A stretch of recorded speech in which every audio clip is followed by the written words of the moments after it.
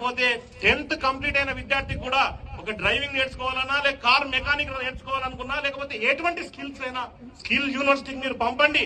అతను ఒక చాకచక్యంగా ఒక అభివృద్ధి చెంది అతనంతకు అతనే ఒక ఆయనంటూ ఒక దాంట్లో నిష్ణాతుడై బయటికి రావడానికి ఈ స్కిల్ యూనివర్సిటీ ఏర్పాటు చేసింది. మీ అందరికీ ఉపయోగపడేది.